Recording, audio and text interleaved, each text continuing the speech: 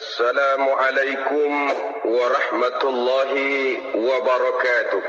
Waalaikumsalam warahmatullahi wabarakatuh. Bismillahirrahmanirrahim.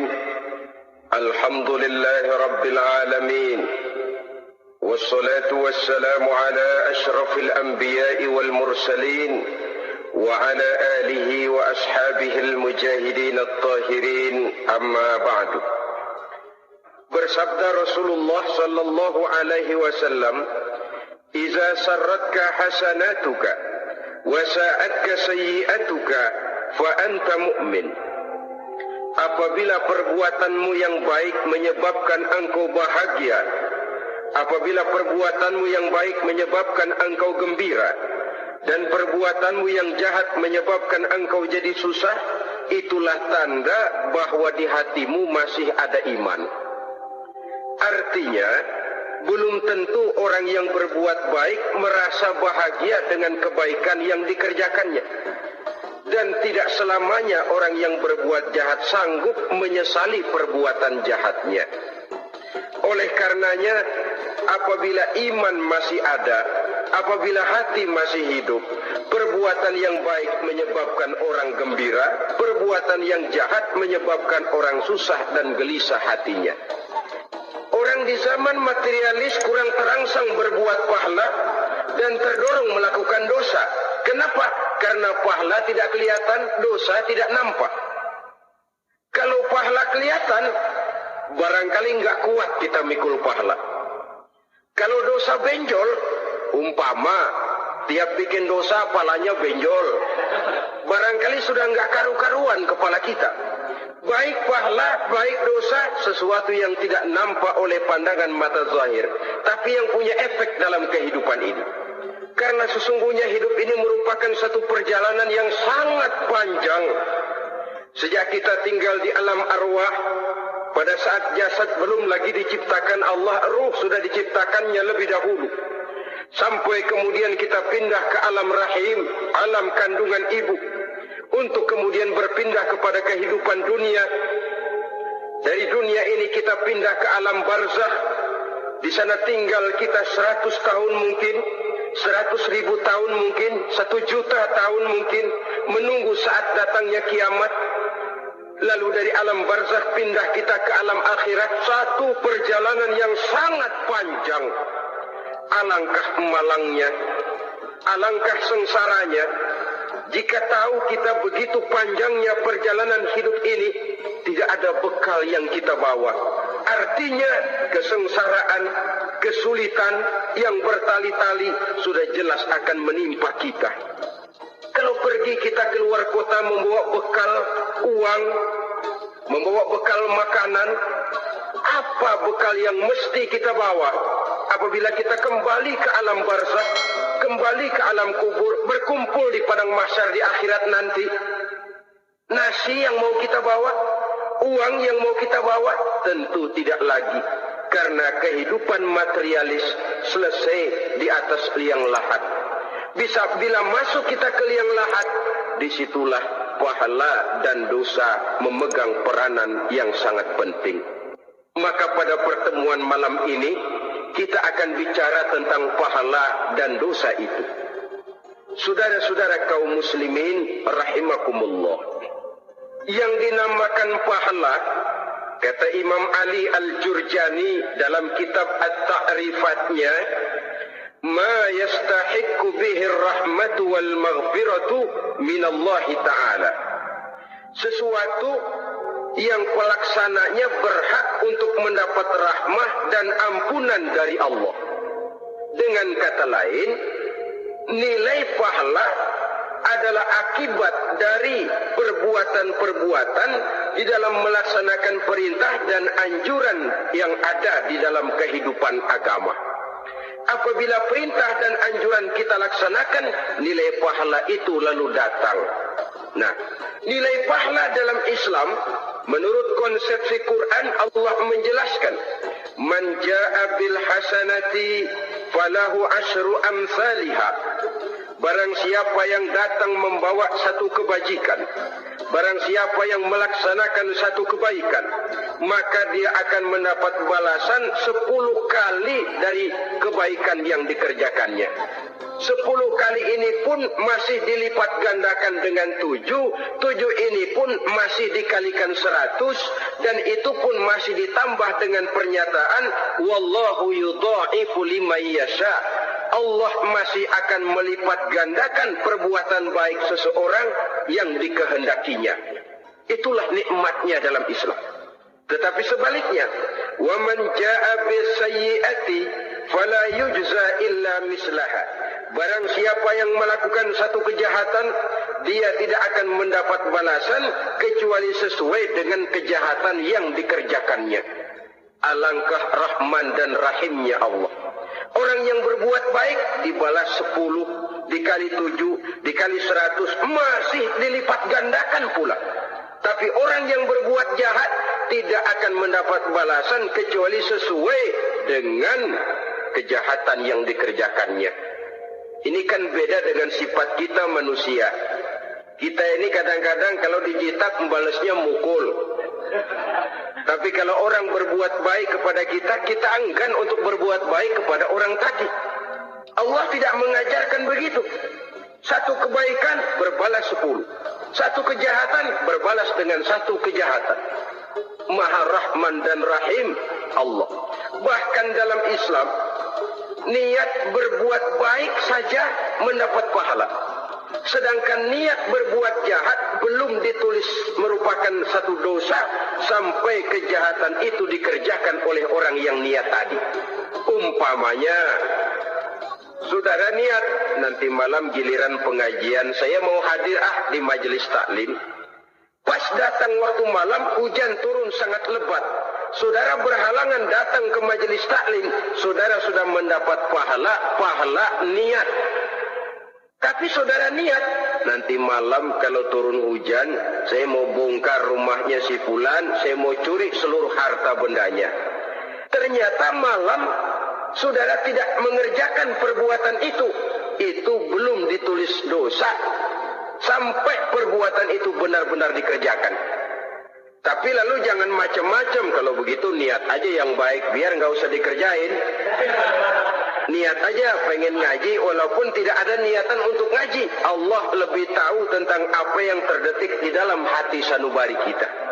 Itulah sebabnya sangat dianjurkan orang untuk melakukan segala macam kebajikan, dan dianjurkan orang menjauhkan segala macam bentuk kejahatan, karena dia akan berefek melahirkan dosa dan pahala.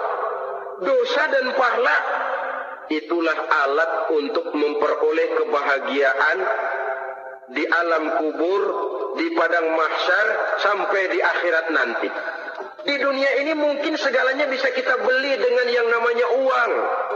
Keamanan kita bisa menyewa petugas untuk menjaga rumah kita.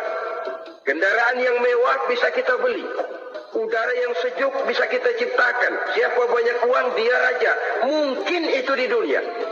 Tapi bisa apa uang kalau kita sudah masuk ke alam kubur?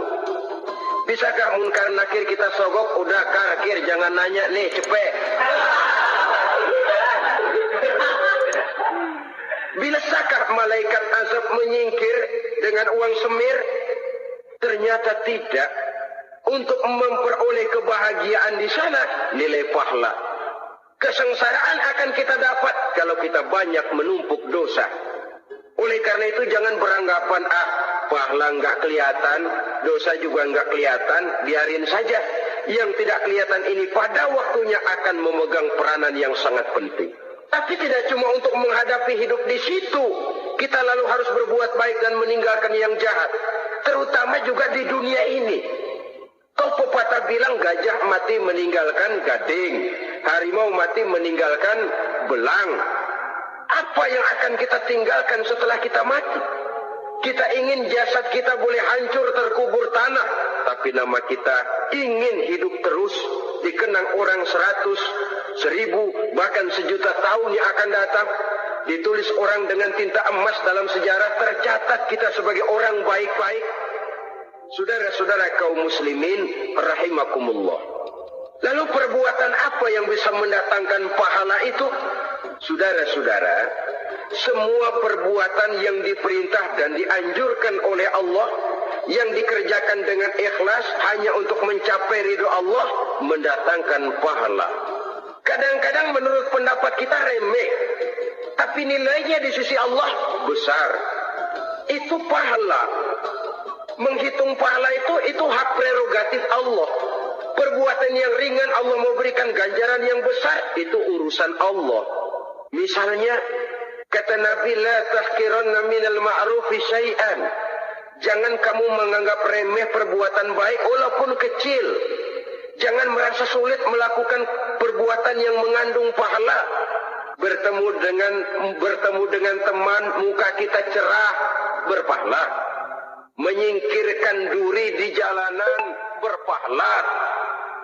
Menolong orang yang sesat, memberitahu orang yang bertanya, berpahala. Tidak sulit kalau kita mau. Yang diperintah dan dianjurkan oleh agama itu perbuatan yang mengandung nilai-nilai pahala.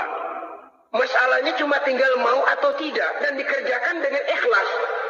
Bertemu teman, mukanya cerah, pahala. Menyingkirkan duri di jalanan, pahala. Sodakoh, pahala. Tidak berupa perbuatan, bisa berupa ucapan. Misalnya bersolawat, pahala. Bertasbih dan bertahmid, pahala. Kata Nabi, kalimatani khafifatani 'alal lisan, saqilatani fil mizan. Ada dua kalimat yang enteng di lidah tapi berat di timbangan akhirat nanti. Apa itu? Subhanallah walhamdulillah. Itu kan amalan yang ringan, perbuatan yang mudah saja, tapi nilainya demikian besar dalam pandangan Allah. Jadi pendeknya, perbuatan yang bernilai pahala adalah perintah dan anjuran agama yang dilaksanakan dengan ikhlas semata-mata untuk mencapai ridho Allah, itu mengandung pahala. Niat dasarnya itu harus karena Allah, landasannya harus karena ikhlas. Bukan cuma sekedar basa-basi, tidak karena ingin dipuji orang, tidak karena mengharap tanda jasa, tapi ikhlas semata-mata. Dari perbuatan yang paling kecil dan mudah sekali sampai kepada amalan-amalan yang besar dan memerlukan biaya yang besar, seperti melaksanakan ibadah haji, seperti jihad fi sabilillah, membangun masjid, membangun pondok-pondok pesantren, membangun pusat-pusat kesehatan, membangun jalan-jalan umum, termasuk menjaga keamanan. Jangan dikira loh, siskamling umpamanya, menjaga keamanan kampung tidak berpahala. Kalau diniatkan ibadah, menjaga ketenangan warga supaya mereka tekun ibadah, ikhlas karena Allah, itu juga bernilai ibadah. Keluar kita dari rumah, pergi pagi, pulang sore, peras keringat, banting tulang cari nafkah buat menghidupi anak istri kita. Kalau diniatkan ibadah, melaksanakan kewajiban sebagai kepala rumah tangga, membantu orang tua sebagai anak, itu juga perbuatan-perbuatan yang mengandung pahala. Yang terbaik sesuai dengan bidang kehidupan kita. Ada orang yang dinamakan abid, ahli ibadah, pahala yang paling baik bagi dia banyak-banyak tahajud, sembahyang malam, wirid, zikir, tasbih. Ada yang dinamakan orang alim, pahala yang paling baik buat orang macam ini mengajar, menyebarkan ilmu, mendakwahkan Islam. Ada yang disebut wali, pejabat pemerintah, petugas. Amalan pahala yang paling baik buat orang semacam ini melayani masyarakat, bekerja di bidangnya sesuai dengan profesinya. Saudara hadirin yang saya hormati, jadi dengan demikian perbuatan-perbuatan yang mengandung nilai-nilai pahala ini bisa perbuatan yang menurut kita kecil namun punya nilai besar, apalagi perbuatan besar dengan biaya yang besar, tentu makin besar juga pahala yang disediakan oleh Allah Subhanahu wa taala. Oleh karenanya, kalau kita bercermin dari ayat Quran, hidup ini kesempatan untuk berbuat baik. Huwallazi khalaqal mauta wal hayata liyabluwakum ayyukum ahsanu amala. Dialah Allah Tuhan yang telah memberikan hidup dan mati kepadamu untuk menguji kamu siapa di antara kamu yang paling baik amal perbuatannya. Jadi tidak saya rinci, tapi cukuplah satu penjelasan global. Perbuatan yang berpahala adalah perbuatan melaksanakan perintah Allah atau anjuran Allah dengan dasar ikhlas, dengan tujuan untuk mencapai ridho Allah semata-mata. Lalu apa perbuatan yang mengakibatkan dosa itu? Saudara-saudara, dosa lahir akibat melakukan larangan Allah atau mengerjakan yang dicelaknya. Nah, para ulama ada yang membagi dosa itu menjadi dua bagian. Ada dosa-dosa kecil, ada dosa-dosa besar. Tetapi sebenarnya ditinjau dari segi hakikatnya, kalau sudah melakukan satu kesalahan yang mengakibatkan dosa, jangan dilihat besar dan kecilnya, tapi kepada siapa dosa itu kita kerjakan. Sebab kalau dosa kita anggap satu yang kecil, orang akan terangsang untuk mengerjakan yang kecil-kecil saja. Sehingga dengan demikian, yang kecil pun akan menjadi besar kalau ditumpuk-tumpuk. Sedangkan yang besar bisa saja menjadi kecil kalau selalu diiringi dengan permohonan ampun kepada Allah. Itu sebabnya para ulama sufi, orang-orang tasawuf mengatakan la saghair ma'al istimrar wa la kabair ma'al istighfar. Tidak ada dosa yang kecil kalau dikerjakan terus-menerus, dan tidak ada dosa yang besar kalau digempur tiap saat dengan perbuatan istighfar atau memohon ampun kepada Allah Subhanahu wa taala. Cuma saja pada umumnya, karena dosa-dosa kecil itu lebih mudah taubatnya, dan ada janji Nabi, barang siapa yang meninggalkan dosa-dosa besar akan diampuni dosa-dosanya yang kecil-kecil. Oleh karena itu, pada kesempatan ini kita akan juga bicarakan apa saja yang termasuk klasifikasi dosa-dosa besar, dengan harapan kita bisa menjaga diri, menyelamatkan diri, jangan sampai terjatuh ke dalam dosa-dosa yang besar tadi. Tetapi bukan berarti kita harus terangsang melakukan dosa-dosa yang kecil. Biarin kecil ini, tobatnya gampang. Dosa kelas teri, dosa itu kan tidak kelihatan. Lalu terangsang melakukan perbuatan dosa-dosa, walaupun kecil, kalau berlarut terus-menerus dia akan tumbuh menjadi dosa yang besar. Oleh karenanya, jangan sampai mengundang pengertian kalau kita membicarakan dosa-dosa yang besar, lalu terangsang melakukan dosa-dosa yang kecil. Karena bagaimanapun juga, dosa kecil dan dosa besar sama dalam arti kepada Allah kita melakukan kesalahan. Dan dosa yang kecil pun kalau bertumpuk, dia akan menjadi banyak. Saudara-saudara kaum muslimin rahimakumullah, ada beberapa jenis dosa-dosa besar.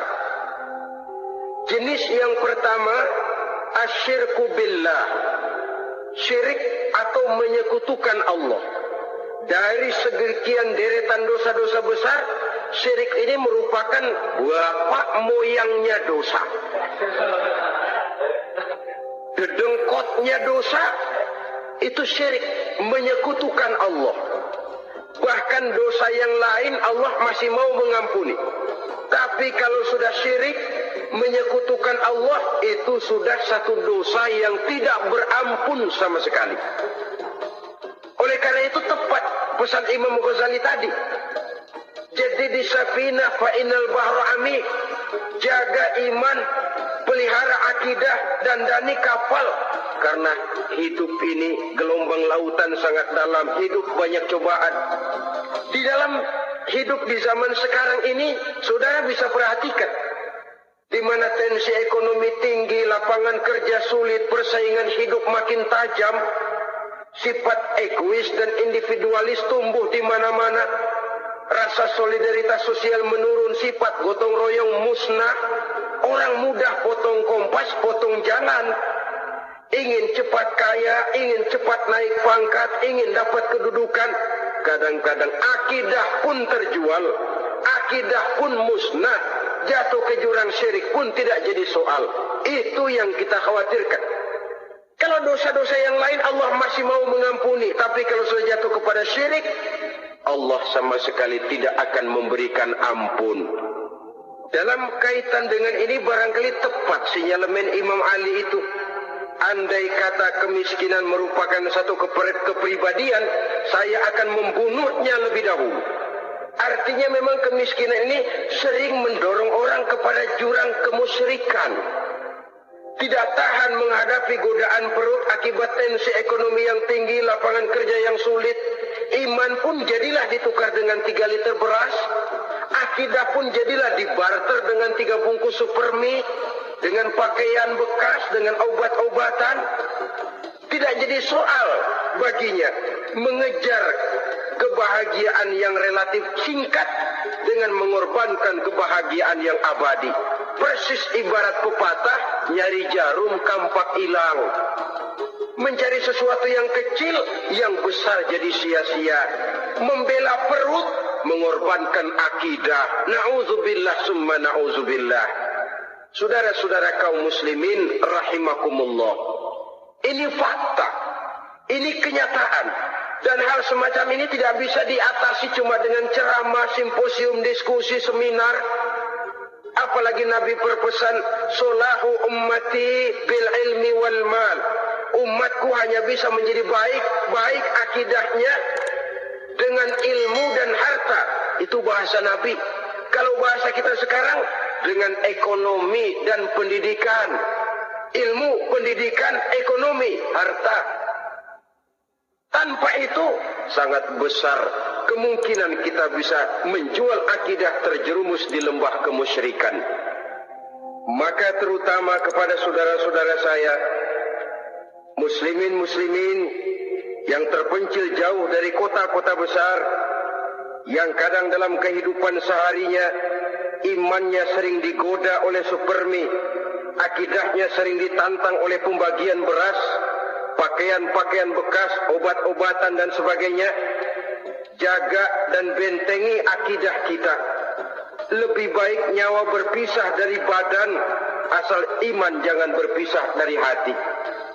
Kepada adik-adik saya, para remaja, para pemuda di kota-kota besar, yang iman dan akidahnya sering ditantang dengan minuman-minuman keras, fasilitas-fasilitas yang menghanyutkan, yang secara terarah dan praktis sedikit demi sedikit menggiring kita untuk keluar dari nilai-nilai akidah.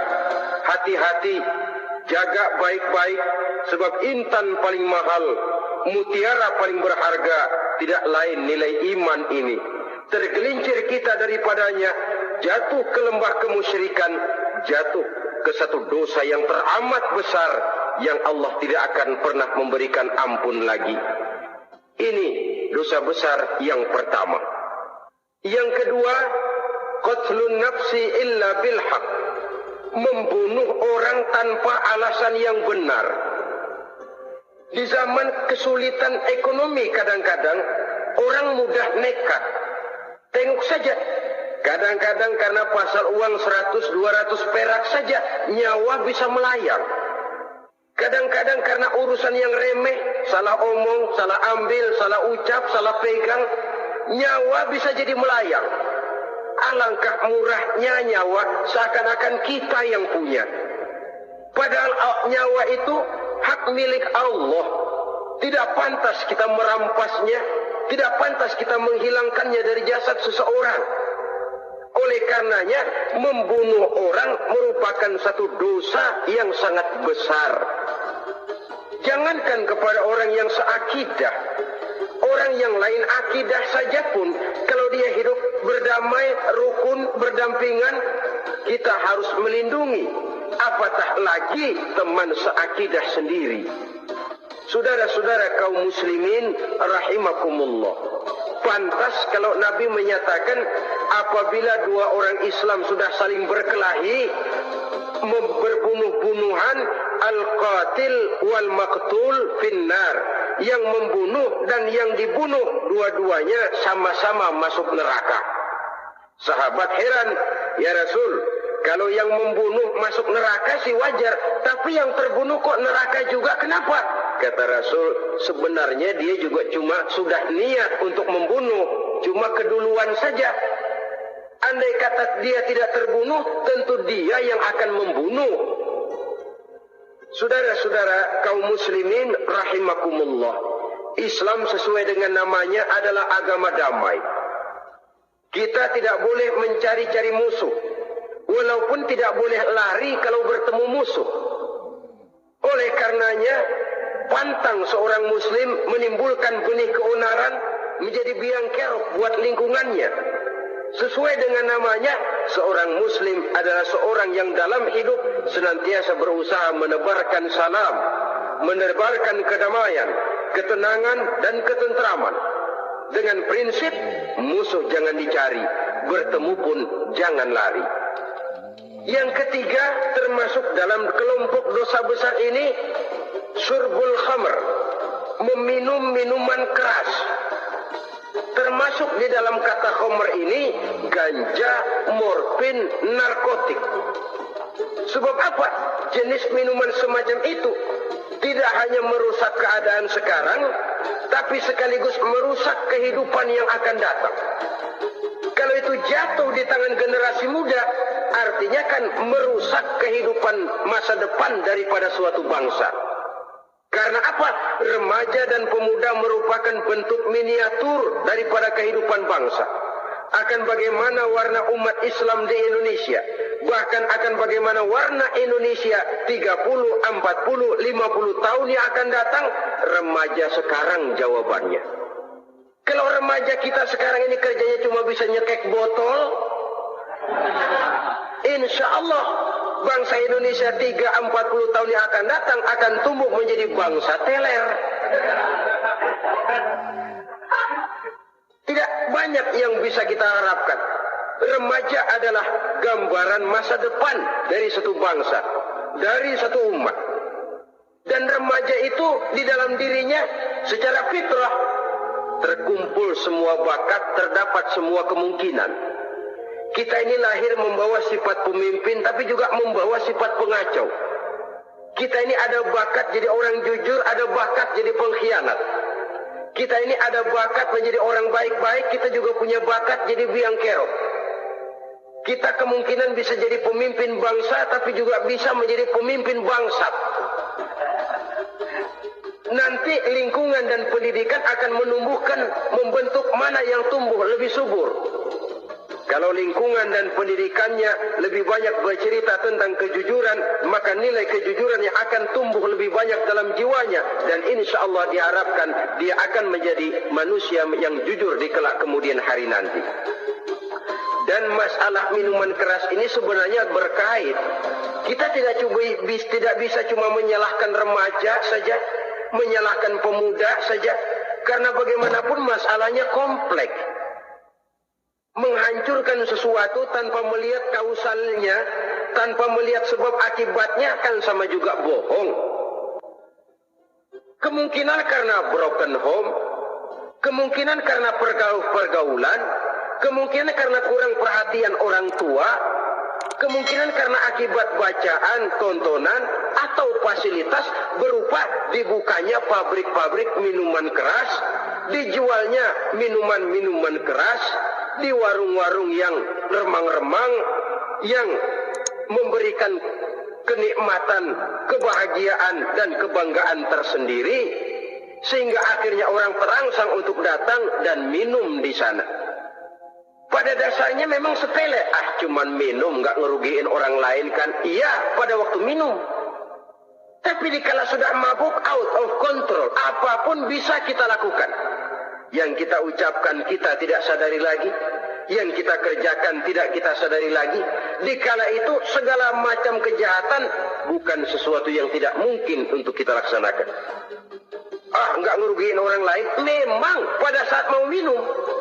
Tapi begitu minum, mabuk, kita bisa merugikan orang lain. Setidaknya merugikan diri sendiri. Pertumbuhan IQ menjadi lemah, semangat kehidupan hilang, gairah kerja menurun, kalau tidak ada sama sekali. Lalu apa yang bisa kita lakukan di dalam kehidupan? Dan akan lebih celaka kalau ini menimpa kehidupan generasi muda kita. Kadang-kadang yang ironi ya, kalau yang orang tuanya mampu barangkali masih tertolong. Tapi yang orang tuanya kondisi ekonomi lemah masih kepengen teler juga. Orang tuanya nggak mampu masih pengen mabuk. Dari ganja, morfin nggak dapet, akhirnya kaleng cet diisepin.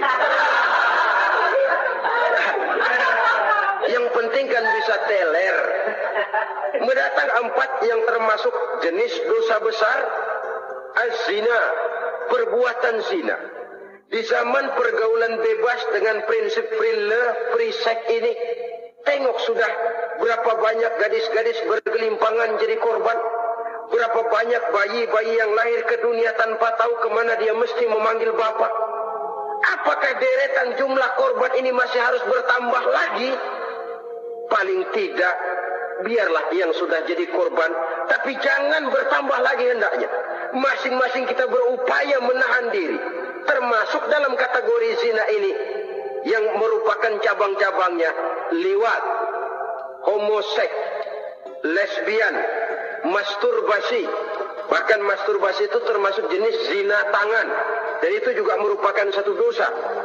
Di samping dosa juga merusak diri, karena bagaimanapun juga dia akan mengurangi kemampuan daya pikir seseorang. Maka agama memberikan jalan keluar. Pesan Nabi, ya ma'syarasy syabab, man istata'a minkumul ba'at falyatazawwaj. Hai para pemuda, kata Nabi, barang siapa di antara kamu yang sudah bisa ba'at, yang sudah mampu ba'at. Ba'at itu artinya memberikan nafkah, baik nafkah zahir maupun nafkah batin. Falyatazawwaj, maka hendaklah dia kawin. Jadi yang maksud ba'at ini ya nafkah zahir, ya nafkah batin. Ini pesan Imam Syafi'i tepat itu. Kata beliau, inni ra'aitu wuqufal ma'i yufsiduh in sala taba wa illam yajri lam yatib. Aku melihat air kalau diam rusak, tapi kalau dia mengalir jernih. Air kalau ngendap nggak ngalir, nyamuk nyarang di situ, bisa jadi sumber penyakit. Manusia hidup begitu. Kalau nggak punya kegiatan, nggak kreatif, kerjanya cuma delohom, ayam-ayam, akhirnya jadi ngerusak. Ngomongin orang, si Ano ngapa? Ano. Kebangetan nggak ngapa-ngapain, orang aja dipontenin. Orang diomongin, lahirlah namimah, lahirlah ribah. Saudara-saudara, air itu kalau ngendap ada aja yang nyarang. Tapi kalau dia ngalir, orang ada kesibukan, insya Allah dia tidak akan jatuh kepada sesuatu yang bisa mengundang dosa. Isilah waktu dengan hal-hal yang bermanfaat, karena hidup ini singkat dan tidak berjalan mundur ke belakang. Mundur hancur, berhenti diinjak orang. Sekali melangkah, jangan surut mundur ke belakang. Homoseks, terlepas dari penyakit kejiwaan. Sekarang ini kan sudah ada persatuan kaum gay katanya. Meminta perlakuan yang sama dan agar dibolehkan kawin sesama mereka. Secara manusiawi boleh, secara manusiawi kita hargai mereka. Tapi dari kacamata agama ini jelas merupakan penyimpangan. Dan penyimpangan merupakan suatu dosa. Terlepas dari pertimbangan manusiawi. Jangan karena terlalu memperturutkan suara manusiawi, lalu kita mengesampingkan agama. Termasuk lesbian, wadon karo wadon. Kalau homo itu kan lanang karo lanang katanya. Saudara-saudara kaum muslimin rahimakumullah, yang termasuk jajaran dosa kelas kakap, qazful mu'minina wal mu'minat, menuduh orang mukmin yang baik-baik, laki atau perempuan, melakukan perbuatan zina sehingga hancur namanya di masyarakat. Ini merupakan satu perbuatan dosa yang sangat besar dan sangat dimurkai oleh Allah. Saudara-saudara kaum muslimin rahimakumullah, oleh sebab itu tentang masalah ini, kalau memang tidak ada saksi, jangan sembarang kita enteng lidah menuduh orang lain berbuat zina, menuduh orang lain berbuat serong. Dosanya kelewat besar di dalam kehidupan. Karena apa? Mencari harga diri itu berat. Memelihara kehormatan diri jauh lebih berat. Satu kali orang dihancurkan namanya di masyarakat, dia akan terisolir jadinya. Oleh karenanya, berlindung kita kepada Allah, jangan sampailah dihinggapi oleh sifat ini. Karena sentimen kita kepada seseorang, karena hasad kita kepada seseorang, tidak senang melihat orang lain lebih maju, lalu lidah ini seenaknya saja mengucapkan kata. Padahal sanksi dan resikonya sangat besar. Yang kita tuduh barangkali mendapat pahala dari Allah. Kita sendiri yang menuduh tanpa saksi, tanpa alasan yang benar, mendapat dosa yang sangat besar. Saudara-saudara, memang kadang-kadang aneh dalam hidup ini.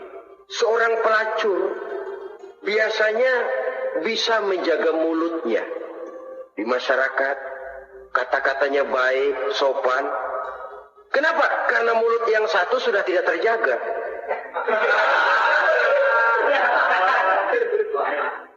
Kita kadang-kadang kehormatan bisa kita jaga, tapi mulut tidak terkontrol. Ngomong saenake dewe, bikin orang mangkel, kesal, fitnah sana, fitnah sini, menghancurkan nama baik orang, ngomongin yang macam-macam. Bagai-bagai macamlah caranya. Saudara-saudara kaum muslimin yang berbahagia. Jadi dengan demikian, menuduh orang lain berbuat zina, sedangkan orang itu tidak pernah melakukannya, ini termasuk satu dosa yang sangat besar di dalam kehidupan ini. Yang keenam, al-'aqu bil walidain, durhaka kepada ibu bapak. Seorang anak, bagaimanapun banyak nilai ibadahnya, banyak kebaikan di masyarakat, menyandang berbagai macam gelar, pangkat dan jabatannya tinggi, tapi kalau sudah durhaka kepada kedua orang tuanya, alamat hidup tidak lagi membawa keberkahan. Dan itu dosa yang sangat besar. Sampai Nabi sabdakan, ridho Allah ada di dalam keridhaan ibu bapak, murka Allah pun ada di dalam kemurkaan ibu dan bapak. Walaupun belum tentu setiap kita orang tua, tapi yang jelas setiap kita adalah anak. Dan setiap anak punya ibu dan bapak. Jangan sampai kacang lupa kepada kulitnya. Saudara-saudara kaum muslimin rahimakumullah, durhaka kepada ibu bapak merupakan perbuatan yang sangat dimurkai oleh Allah. Apalagi ibu yang telah melahirkan kita, bahkan mengandung kita. Begitu juga bapak yang telah berusaha peras keringat banting tulang untuk mengasuh membesarkan kita. Tidak ada perbuatan baik yang kita lakukan untuk bisa menebus kebaikan daripada ibu dan bapak kita. Setidaknya kalau belum bisa berbuat baik kepadanya, kepada keduanya, janganlah menyakiti hati keduanya. Itu saja dulu yang harus dijaga. Kadang-kadang sudah berbuat baik enggak, nyakitin melulu. Sudah nyenangin belum bisa, saban sehari nyakitin saja. Padahal kedua orang tua itu doanya manjur, sebagaimana sumpahnya juga bisa jadi kenyataan. Dan sering bahkan menjadi kenyataan. Sampai ibu bapak sudah wafat, sudah meninggal sekalipun, kewajiban berbakti masih harus terus dilakukan oleh seorang anak. Lalu yang ketujuh, at-tawalli yaumaz zahfi, berpaling pada hari pertempuran. Orang sedang sibuk-sibuk menghadapi musuh, maksudnya berjuang membela agama ini, dia lari menyelamatkan diri. Pengecut, mental munafik. Ayo, kalau demi agama, mari kita maju ke depan. Allahu Akbar, yang besar Allah, yang lain kecil semua. Maju, orang lain maju serentak, dia mundur jauh ke belakang. Mental munafik, mental calo istilah sekarang ini. Oh itu calo, mental calo, Tuhan gedek banget itu. Coba ya, calo itu paling sibuk nyuruh penumpang naik. Tapi sementara penumpang naik sampai ke tempat tujuan masing-masing, calonya nggak kemana-mana, diem aja di situ. Cuma orang aja disuruh naik. Saudara, kerja bakti, orang turun ke comberan, dia naik ke tempat tidur. Mundur di hari pertempuran, menyebabkan orang lain gugur, dia sendiri menyelamatkan diri. Mental pengecut, mental munafik itu merupakan dosa yang sangat besar.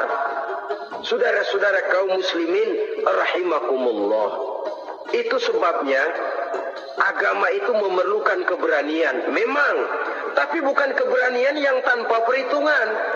Sebab berani tanpa berhitung namanya berani babi. Kita berani kalau benar, kita harus takut kalau salah. Jangan dibalik. Salah berani, nekat namanya. Benar takut, pengecut namanya.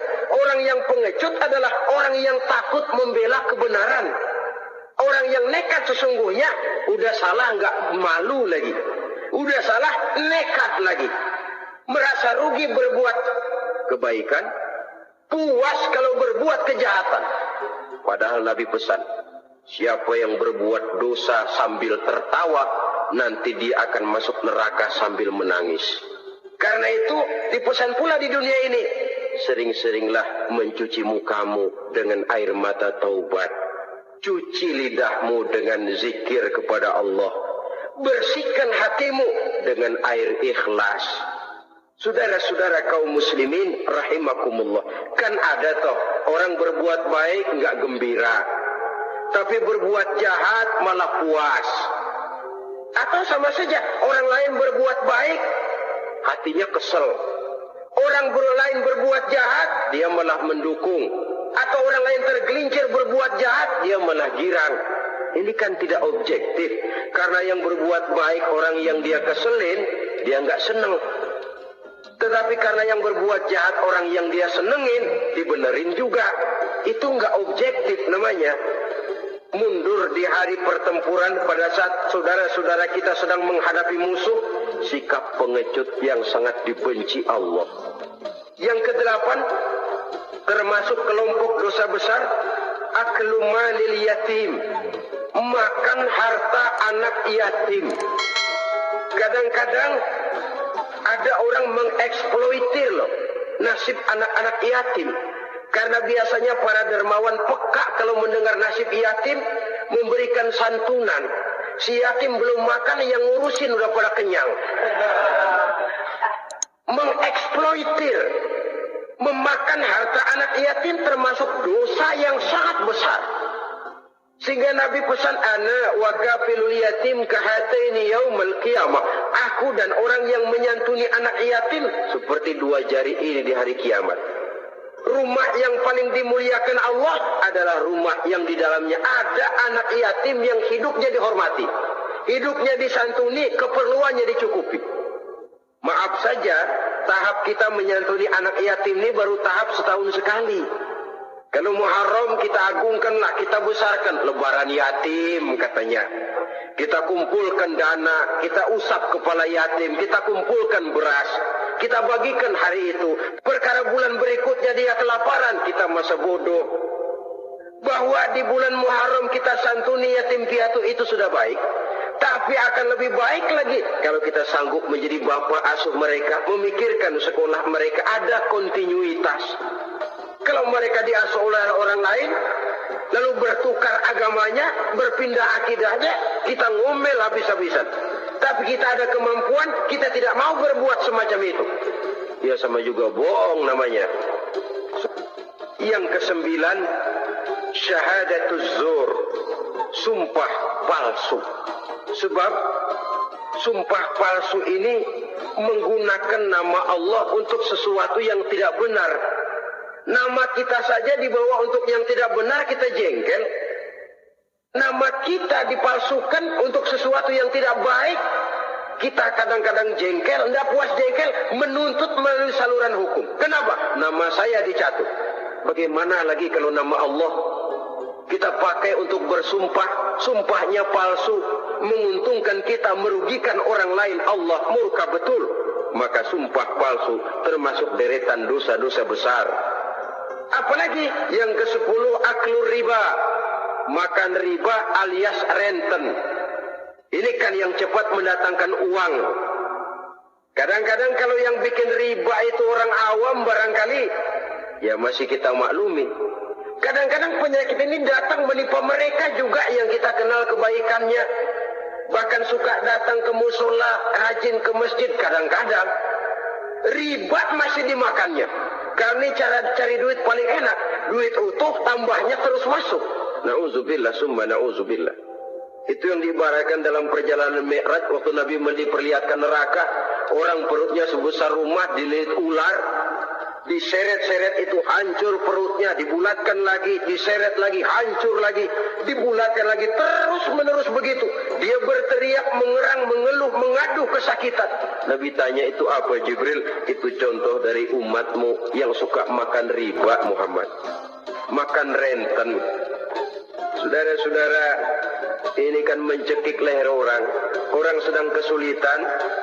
Kelihatannya sih baik, menolong. Tapi di belakang menolong itu nyekek. Di belakang menolong itu nyekek. Dan nyekek itu sebenarnya tujuan utamanya. Orang yang menjalankan riba pada dasarnya tidak punya perikman kemanusiaan kok. Kalau dia kelihatannya mau menolong, kelihatannya motifnya mencari untung di belakang itu. Jauh dari kemanusiaan. Yang ke-11, saudara-saudara, termasuk jajaran dosa besar itu, qat'ur rahim, memutuskan silaturahmi, marah, hobi sama marah. Kalau 3 hari nggak marahan sama orang, ngebet palanya. Selalu nyari gara-gara. Kalau udah marah berlaku perpanjangan waktu. Tahun, 2 tahun, kadang-kadang seumur hidup. Saudara hadirin yang saya muliakan. Apalagi mengurangi timbangan termasuk kelas dosa besar.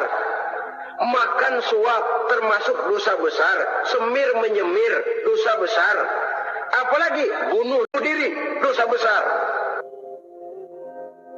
Nah, inilah pertemuan kita pada kali ini.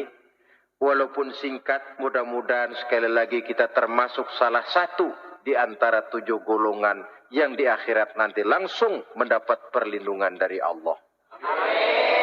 Terima kasih banyak atas segala perhatian. Mohon maaf atas segala kekurangan. Usikum wa nafsi bitaqwallah. Wassalamualaikum warahmatullahi wabarakatuh.